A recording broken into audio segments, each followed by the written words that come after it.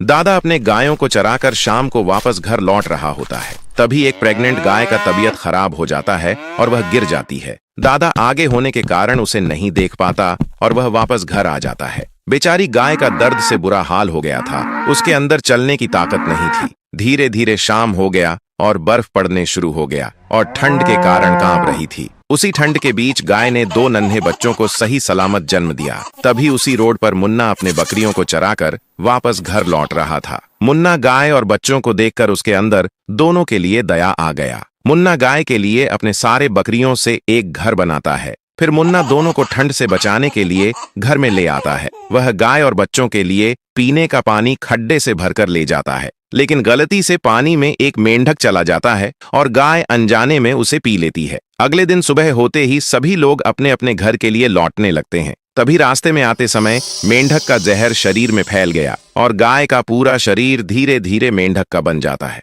गाय घर जाकर दादा से सारी बात बताती है, लेकिन दादा उसे पहचानने से इनकार कर देता है और बेचारी गाय को मार मार कर घर से भगा देता है। गाय अपना शरीर ठीक करने के लिए किंग मेंढक के पास जाती है। किंग मेंढक समुद्र का सबसे ताकतवर किंग था, उसी के कहने पर सब होता था। गाय उससे अपना शरीर वापस पहले जैसा नॉर्मल करने की भीख मांगती है, लेकिन दुष्ट किंग मेंढक उसकी एक नहीं मानता और गाय को वहां से भगा देता है। फिर गाय अपना गुजारा करने के लिए समुद्र से निकलकर एक जंगल में चली जाती है। तभी कुछ मधुमक्खियों के झुंड ने गाय के ऊपर हमला कर दिया, जिसके कारण उसका शरीर ठीक हो गया, लेकिन उसके शरीर पर मधुमक्खियों ने घर बना लिया। फिर गाय जंगल से निकलकर एक गांव में चली गई।